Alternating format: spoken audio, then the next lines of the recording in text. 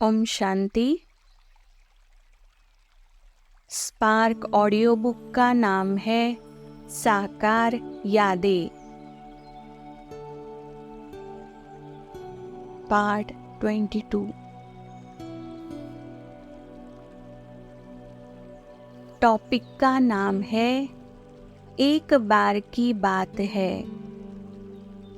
BK चक्रधारी बहन जी, दिल्ली। एक बार की बात है कि जब मैं मधुबन में बाप दादा के पास गई तो वापस आती बार बाबा ने पूछा, बच्ची किसी चीज़ की ज़रूरत हो तो बताओ। मैंने कहा, बाबा मैं तो यज्ञ की ही हूँ, शिव बाबा के ही भंडारे से सब कुछ लेती और खाती पहनती हूँ। इस समय मुझे किसी चीज़ की आवश्यकता तो नहीं है। बाबा ने कहा, बच्ची बेटी बाप के घर से खाली हाथ नहीं जाती। कोई न कोई चीज़ तुम्हें लेनी ही होगी। वह केवल सौगात नहीं होगी, बल्कि उसमें बाप की याद समाई हुई होगी। ऐसा कहकर बाबा ने मुझे एक बेड कवर चुनकर बहुत स्नेह से दिया और कहा, यह आपको याद दिलाएगी कि सोते समय भी शिव बाबा को याद करना है और उठोगी तो भी इसे देखकर कि शिव बाबा याद आएंगे। रात को स्वप्न भी ईश्वरीय आएंगे और तुम ऐसा महसूस करोगी कि शिव बाबा की याद में उड़ती जा रही हो। यह था बाप दादा का सच्चा, हार्दिक और कल्याणकारी स्नेह। एक बार की बात है कि किसी ने पिताश्री जी के लिए बहुत ही स्नेह से एक स्वेटर भेजा। पिताश्री जी ने उस व्यक्ति के स्नेह का उत्तर स्नेह में देने के लिए उस स्वेटर को पहनकर दिखाया और खुश तो कर दिया, परंतु साथ ही कहा, अगर मैं रोजाना यह स्वेटर पहनूंगा तो तुम्हारी याद आएगी। यह तो ठीक नहीं होगा, क्योंकि याद तो हम सभी को एक शिव बाबा को ही करना है। जिस कर्म से शिव बाबा की याद भूले वह कर्म करना ठीक नहीं है। पिताश्री जी ने सभी सेवा केंद्रों पर भी यही निर्देश दिया था कि कोई किसी से व्यक्तिगत रीति से कोई भी वस्तु न ले। यदि कोई व्यक्ति कुछ देना चाहता है तो वह शिव बाबा को सामने लाकर यज्ञ अर्थ दे। बाद में जिस किसी को आवश्यकता अनुसार वह चीज़ देनी होगी दी जाएगी, वरना देने वाले का उच्च कल्याण नहीं है और लेने वाले के भी योग के पुरुषार्थ में बाधा पड़ेगी। कितना स्नेह होने पर भी सदा कल्याणकारी ही कर्तव्य करते तथा नियम भी बताते थे पिताश्री जी। एक बार की बात है कि हमारा सारा लौकिक परिवार मधुबन में बाप दादा के पास गया। हम सबसे पहले इस ईश्वरीय ज्ञान को मेरी लौकिक माता ही ने लिया था। बाकी हम सभी का संपर्क बाद में हुआ था। रास्ते में माता जी ने कहा, मैं तो अपने बाप के घर में जा रही हूँ। हमारे लौकिक पिताजी ने कहा, अच्छा तो बाबा आपके हैं, हमारे नहीं है। खैर, जब हम पांडव भवन में पहुँचे तो जाते ही एक कमरे में अपना सामान सेट किया और चारपाइयों पर बिछौने बिछाए और हम बैठे ही थे कि इतने में क्या देखा कि पिताश्री जी आए हैं। उन्होंने हमारे लौकिक पिता की ओर देखते हुए कहा, बच्चे, रास्ते में किसी प्रकार का कष्ट तो नहीं हुआ? बच्चे को यहाँ चाय ला कर दो, यह थक कर आया है। पिताश्री जी को वहाँ बैठे कुछ मिनट हुए थे कि एक बहन ने आकर धीरे से कहा, बाबा, आपका दूध इंतजार कर रहा है। परंतु पिताश्री जी बैठे इस प्रकार बातचीत कर रहे मानो कोई विशेष अतिथि आया हो। इतने में लौकिक पिताजी के लिए चाय आ गई। बाबा भी चले गए।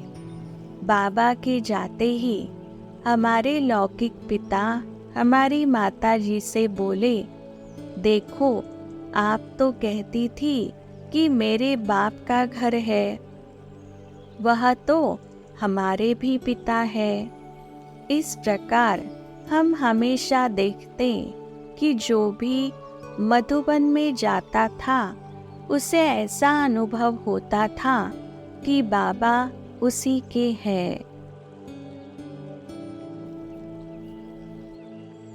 टॉपिक का नाम है, ऐसी थी बाबा की मीठी युक्तियाँ।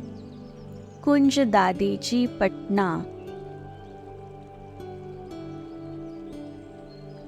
एक दिन प्रातः क्लास के बाद बाबा ने मुझे कहा, बच्ची, आप भी ईश्वरीय सेवार्थ जाओगी ना? कल जाओगी ना दिल्ली?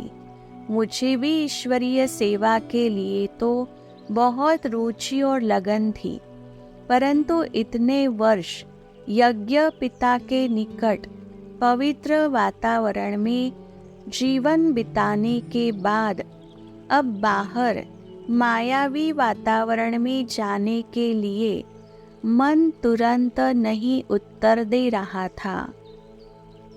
फिर जब हम यज्ञवत्स बाबा के साथ पहाड़ी पर घूमने गए तो वहाँ जब यज्ञवत्स बैठे थे तब बाबा ने कहा, बाबा तो कुंज को वर्थ पाउंड अर्थात मूल्यवान रत्न समझते थे, परंतु वह वर्थ पैनी निकली, अर्थात वैसी योग्य सिद्ध नहीं हुई।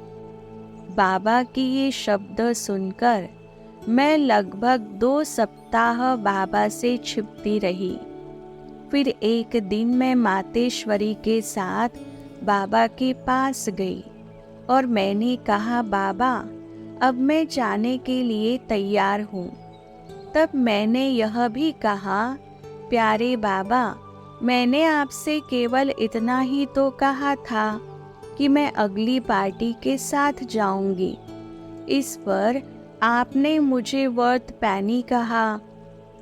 यह कहते हुए मैं भी हंस रही थी और बाबा भी मुस्कुरा रहे थे।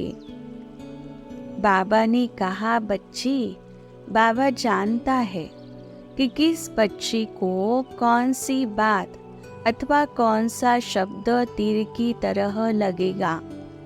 अगर मैं यह शब्द न कहता तो तुम कभी भी यज्ञ की 4 दीवारी से बाहर न जाती, क्योंकि तुम्हारा बाबा से अटूट स्नेह है।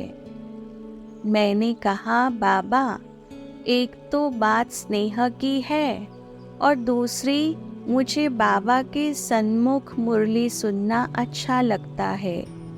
इस प्रकार हमने अनुभव किया कि बाबा प्रेम स्वरूप होने के साथ साथ अनेक युक्तियों से बच्चों को आगे बढ़ाने का प्रयत्न करते थे।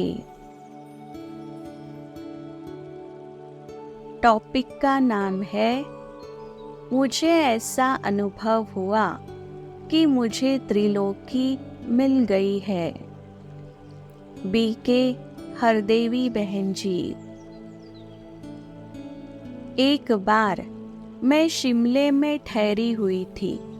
वहाँ ओम मंडली वाली एक माता ने मुझे बाबा का एक पत्र सुनाया। पत्र में लिखा था कि तुम आत्मा हो। उस पत्र को सुनते सुनते मुझे दिव्य साक्षात्कार होने लगा कि सिंध में ऐसा बाबा है, ऐसी उनकी सभा है। जब मैं लौटकर हैदराबाद आई तो मैंने एक पत्र लिखा था कि मैं बाबा से मिलना चाहती हूँ। उत्तर आने पर बाबा के सामने गई तो साक्षात्कार वाला बाबा देखा। बाबा ने पूछा, बच्ची क्या चाहती हो? मैंने कहा, बाबा परमात्मा से मिलना चाहती हूँ। बाबा ने कहा, यह तो बहुत सहज है। यह 5 तत्वों का बना शरीर है। तुम आत्मा हो। तुम्हें आत्मा के स्वाभाविक गुणों में स्थित होना है। तुम परमात्मा के बच्चे हो। बस इस नशे में रहना है। बाबा के समझाने का तरीका। और बाबा की स्थिति ऐसी थी कि सुनते सुनते मैं देह से न्यारी हो गई और 4 घंटे आत्मिक सुख में एकटिक बैठ गई। ऐसा अनुभव हुआ कि ज्योति स्वरूप परमात्मा का साक्षात्कार हो रहा है। उस स्थिति में ऐसी खुशी थी कि जैसे त्रिलोकी का राज्य मिल गया है। टॉपिक का नाम है स्मृतियों के मोती। B.K. गुरुबख्श भाई जी, दिल्ली। मधुबन में प्रायः गर्मियों की छुट्टियों में एक मेला सा लग जाता था। ऐसे समय में बहुत भाई बहनों को चारपाई के बिना ही फर्श पर सोना पड़ता था। एक रात्रि को जब पिताश्री जी निरीक्षण करने निकले तो कई बच्चों को फर्श पर सोया देखकर बोले, बच्चे, दुनिया वाले जब स्वर्गवासी होते हैं तो उनको फर्श पर उतारा जाता है, परंतु आप बच्चे तो जीते जी स्वर्गवासी बने हो, इसीलिए आपको फर्श पर सुलाया गया है। यह बात सुनकर सब स्वर्ग के नशे में झूमने लगे और नीचे फर्श पर सोने की असुविधा भी मधुर लगने लगी तथा फर्श की कठोरता बाबा की शब्दों की मधुरता से हट गई और हम फर्श की बजाय स्वयं को अर्श पर महसूस करने लगे। पहला टॉपिक है बचपन की मधुर स्मृतियां लौटाने वाले बाबा। पिताश्री जी जब भी किसी से मिलते तो सबको बच्चे शब्द से ही संबोधन कर पुकारते थे। बच्चे शब्द का प्रयोग वे अपनी हर बातचीत और प्रवचनों में सदैव करते थे।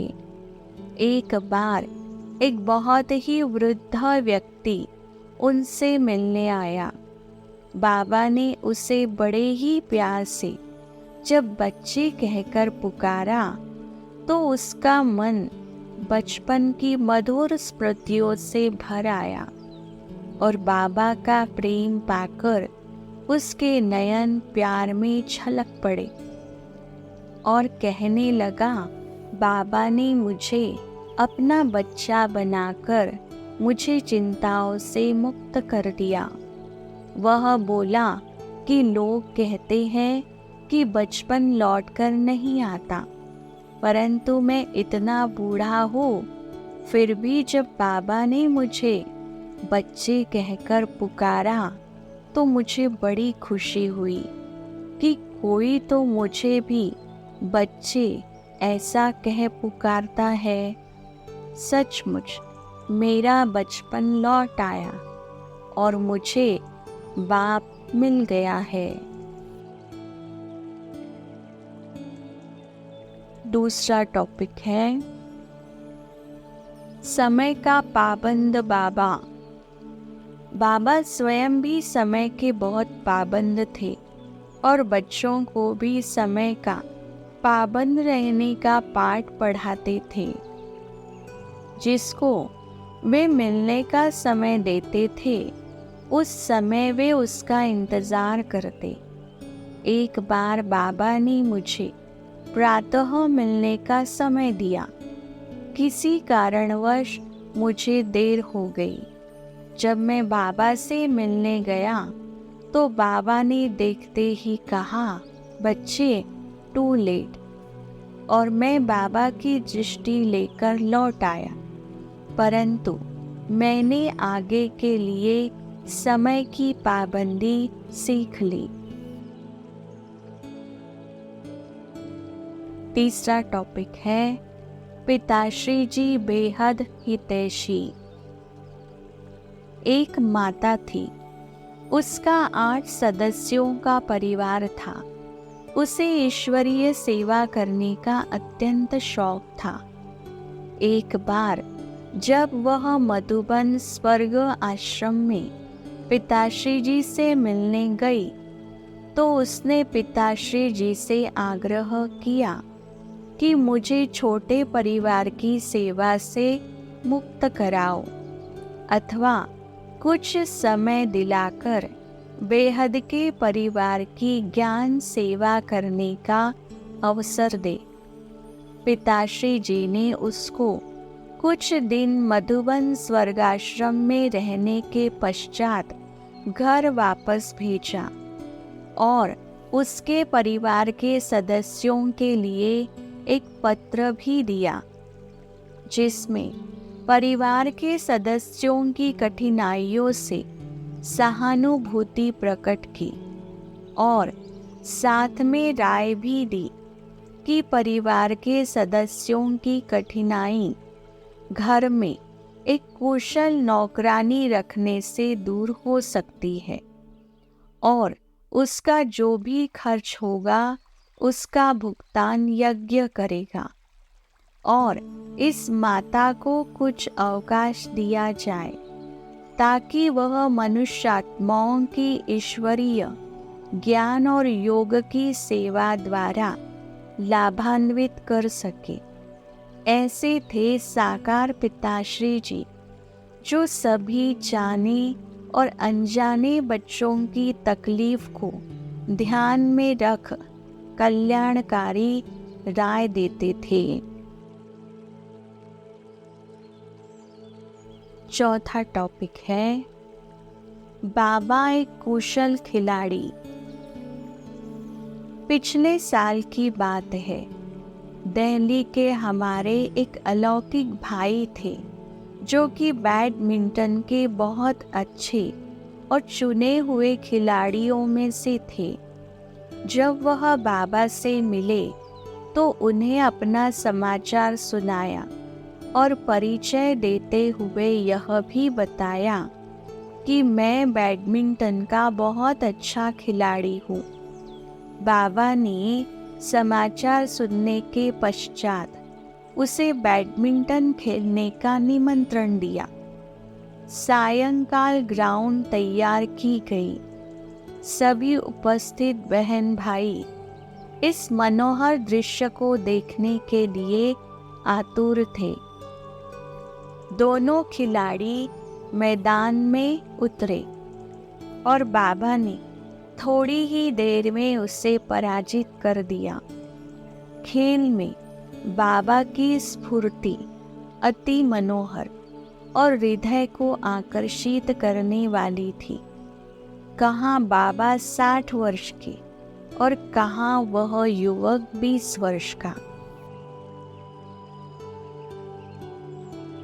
5वां टॉपिक है सोते समय भी दूसरों को सुख देने का ख्याल। गर्मियों की छुट्टियों में प्रायः सभी परिवार बाबा से मिलने मधुबन स्वर्गाश्रम में जाते।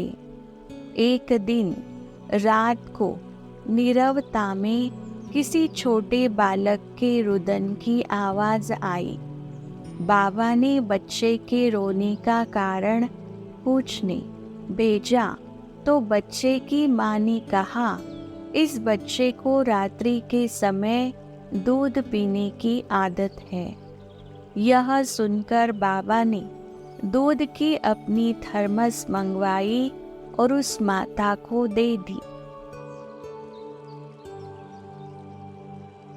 छठा टॉपिक है बेसहारों के सहारा। एक माता थी। पाकिस्तान में उसका सब कुछ लुट गया था। भारत आने पर उसी के पति की भी मृत्यु हो गई। वह अपना पेट मजदूरी कर पालती थी। गुजरान बड़ी कठिनाई से होती थी। एक बार वह पिताश्री जी से मिलने मधुबन स्वर्गाश्रम में गई। कुछ समय रहने के पश्चात उसने अपने घर लौटने की इच्छा प्रकट की। पिताश्री जी ने कहा, बेटी, यह तुम्हारा अपना घर है और तुम भी इस ईश्वरीय सेवा में लग जाओ। माता ने कहा, मैं तो अनपढ़ हूँ, मैं यह ईश्वरीय सेवा कैसे कर सकती हूँ। बाबा ने उसके लिए यथा योग्य एक शिक्षिका का प्रबंध कर दिया। इस प्रकार बेसहारों को सहारा देकर उन्हें समाज में सम्मानित स्थान दिलाया।